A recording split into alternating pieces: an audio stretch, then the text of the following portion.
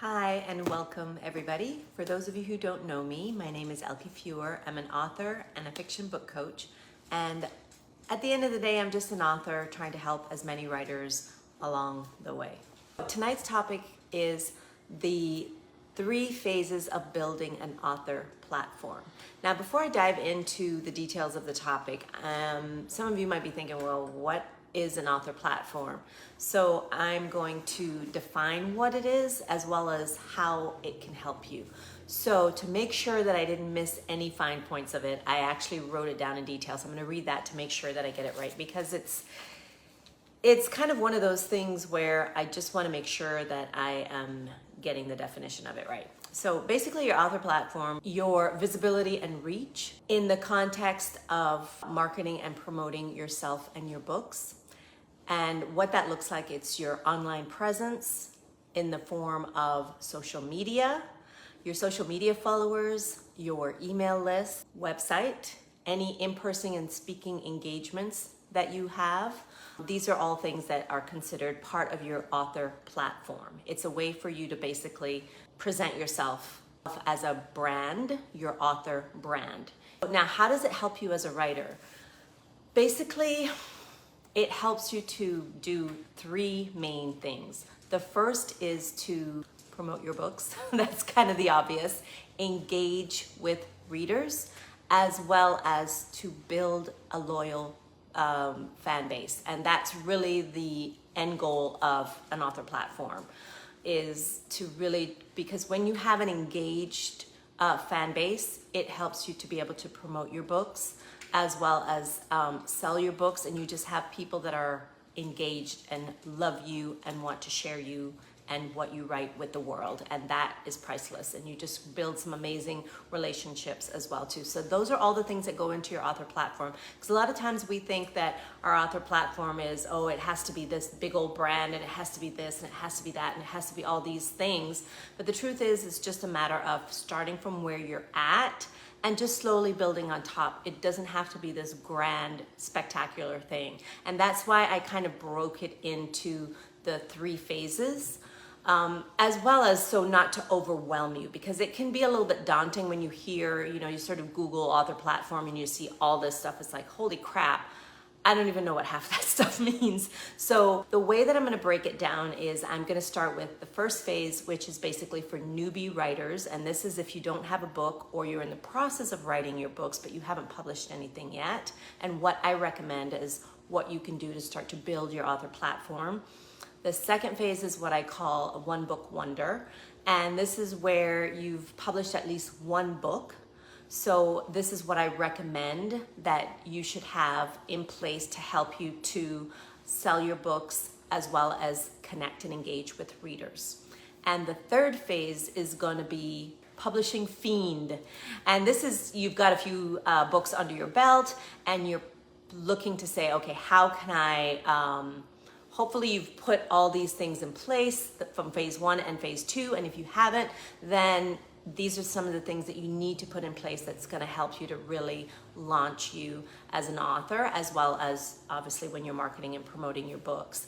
And then if you're already gone through the first and second phase, then this is kind of to help you sort of level up, and my recommendations for doing that.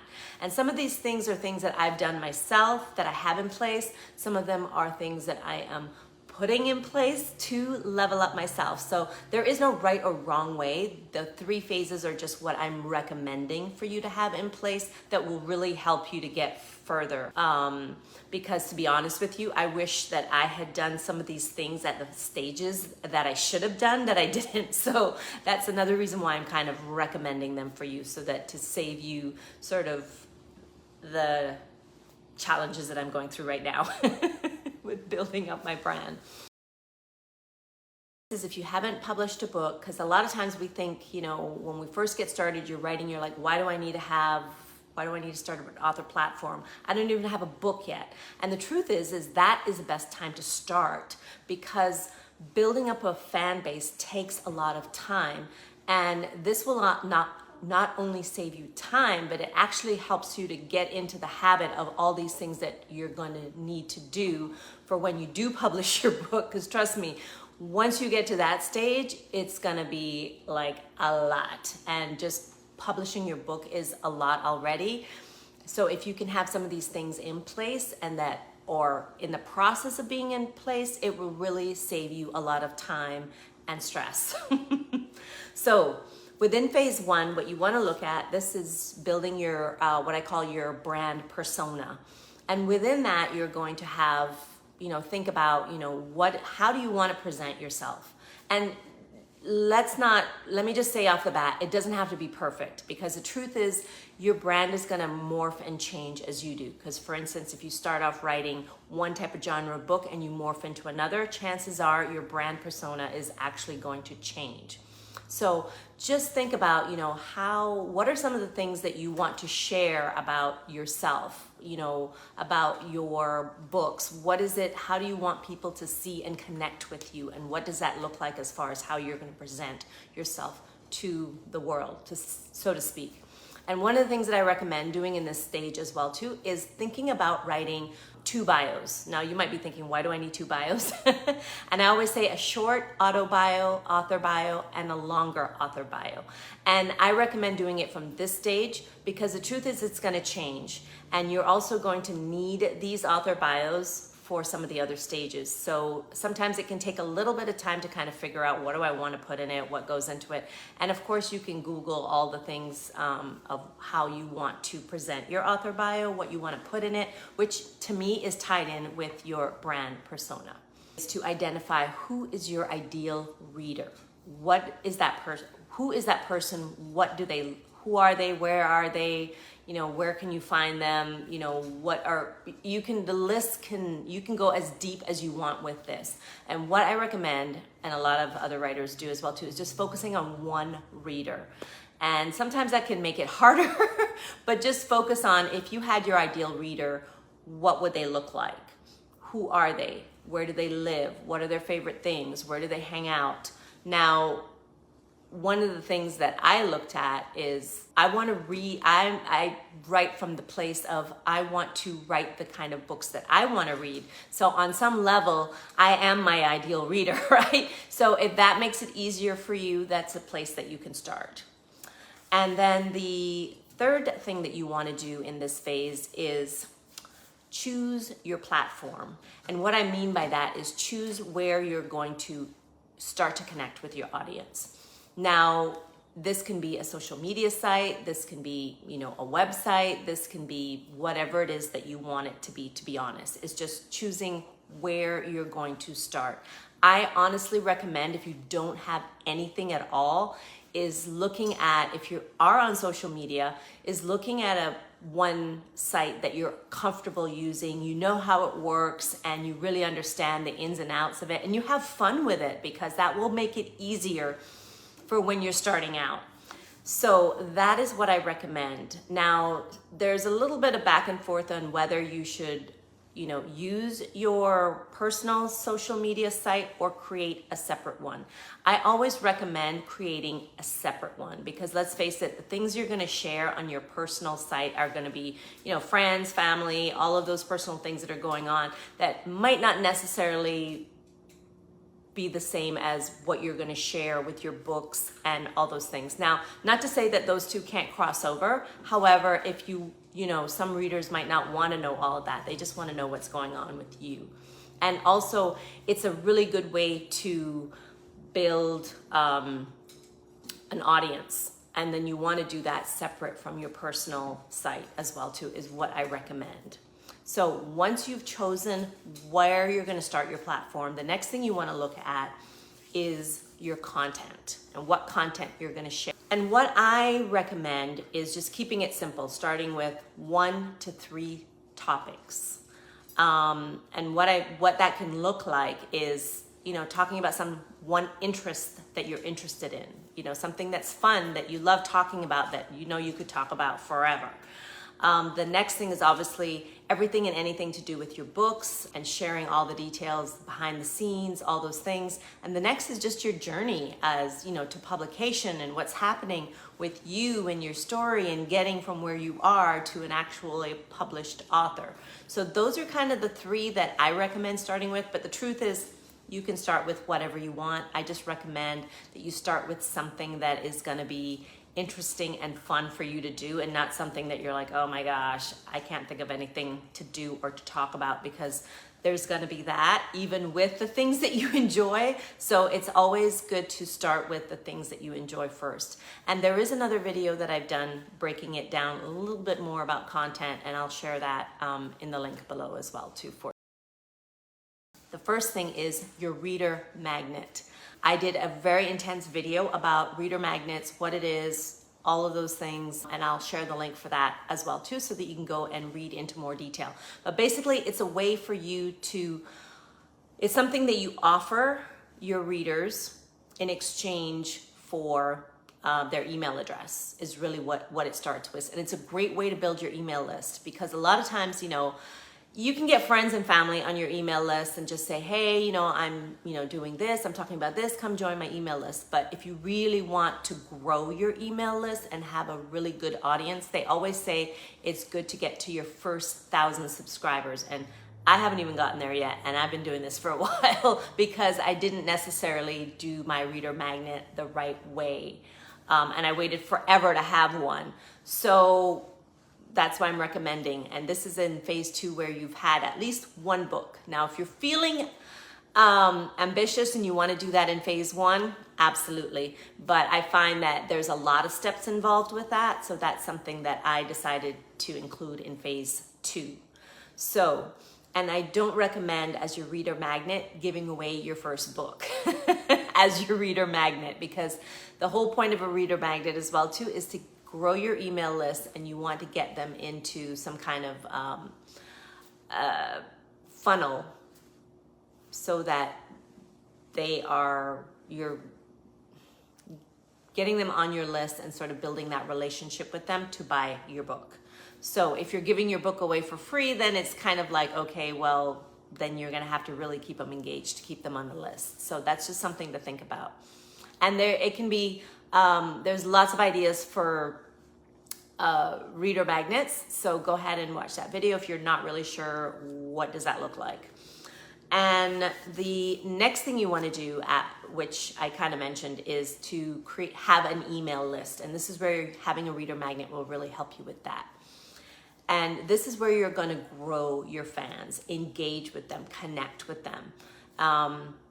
And that is a great way, because when you're engaged and connected with those people on the email list, then it makes it easier for you to say, hey, I've got this book. Are you interested in buying? Every time you have a new book, if you're constantly building that list and constantly keeping them engaged. You have a new book if you're constantly building that list and constantly keeping them engaged. The number 3 is going to be what I like to call your content system, which is basically your strategy for constantly keeping people going through your email list and also keeping them engaged.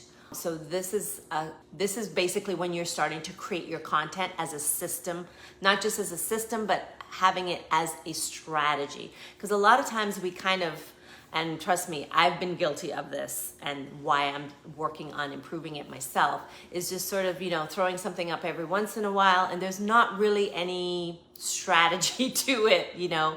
It's just sort of, it's engaging, but it's not really sort of building those relationships and getting them to my list. So this is where your content strategy and your system, making it a system, comes into play. I don't know if I have a video about that, but if I do, I will take a look and see if I can find it and share it for you as well too, because I do have a system, but it's ongoing that helps me to make it easy to share content and get people moving through my list. The 4th thing is your email funnel. So you've built your email list, you have your strategy, and the funnel basically is what I was saying earlier, is once they get on your list, some people recommend 7 emails. Mine is personally 3 emails. And basically it just is 3 emails that engages them and gets them, you know, chatting with you, learning a little bit more about you, and not just, oh, you've signed up for my free reader magnet. Here, buy this book, buy this book, buy this book. Not to say that you can't do that, but I personally recommend having minimum 3 emails where you're engaging with them and getting to know the people that are on your list, so they don't feel that you just sort of got them on your list just to sell to them, even though the long-term strategy is that, but you also want to build a fan base, and the best way to do that is with that email funnel. And that's going to more than likely keep people on the list, not just have them on the list. What I like to say a little bit more simple, because you have all of these other things in place. And this is where you're looking at creating your, what I like to call your nurture sequence. Because by this time you've got people coming in from different directions on your email lists. So you're basically creating sort of like a fancy funnel that takes them through different areas based on where they signed up with you. So it takes them through a nurture system and gets them. And this is where you're starting to filter people who are really engaged versus maybe people who aren't as engaged. And it helps you to identify, you know, how you can engage them, things like that. So once you start to create nurture sequences, this is where it allows you to really look at your list and how can you keep them engaged and keep them on your list. As well as, you know, filter those who really are engaged into beta readers, super fans.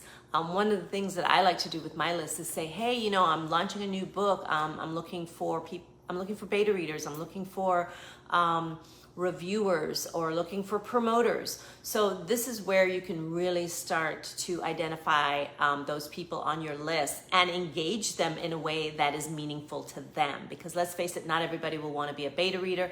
Not everybody's going to want to be a promoter. Not everybody's going to want to be a reviewer, but hopefully there'll be one of those in between, or they'll be happy to just buy your book when you promote it. So this is where that nurture sequence really comes in and helps you identify a little bit more about the people that are on your list, which I mentioned is how when you're nurturing them, you're looking at really building super fans, which when those people become super fans, those are the people that are really going to help you with the 3 things that I talked about earlier. They're going to be willing to buy your book. They're going to be willing to help you promote it, do reviews, all those things. So that's ultimately the goal, is you want to create super fans once you have all of those things in place. The next part of this phase is what I like to call your long-term strategy. Your long-term strategy when it comes to your author platform as a whole. And what that looks like is, how can you launch better? How can you, build those super fans? What long-term, when you're launching your book, what is your long-term strategies? Because a lot of times when we have our author platform, we just think about, right now, but in this phase, you start looking at long-term strategy and how you can actually build more people into your email list, get them through that nurture sequence, really start to hone in on what is your long-term strategy for building a profitable author business. And once you have some of these things in place, you'll have numbers to work with that will help you to be able to create a long-term strategy that is going to help your career in the long term. Now, if your purpose isn't to create a career, then either one of those phases, first and second phase, will work fine for you. And that's perfectly okay. However, if you do want to level up, sell more books, and make it a career, then all of these phases are really important steps to have in place to help you to build an author career. So I would love to hear from you. Any questions that you may have about any of the information that I've shared about building your author platform, as well as I'd love to hear if you have any strategies that you use, because I find it fascinating that authors always find these really amazing out-of-the-box strategies that they use. So it may be a strategy that can help another author out and help them to have success if you had success with it. So thank you guys so much. Like I said, post your questions and look for the links in the comments for those other videos. And I hope you have an amazing rest of the day or evening, wherever it is that you're watching it from. Oh, and of course, as always, please like and subscribe to the channel, and maybe share it with anybody else that you know that is looking for writing tips on how to grow their, how to become a better author and grow their authorship. I guess that's the best way to put it. Anyway, thank you guys so much, and I will see you later. The next videos coming up are going to be, I'm going to be breaking down, talking about marketing, or sorry, not marketing, launching, and the 3 phases of launching: before, during, and after the launch. And I'm going to break it down as best as possible to make it as easy to implement as possible. So thank you guys so much, and I will see you in the next video. Please make sure to subscribe and like the channel if you would like to see those upcoming videos.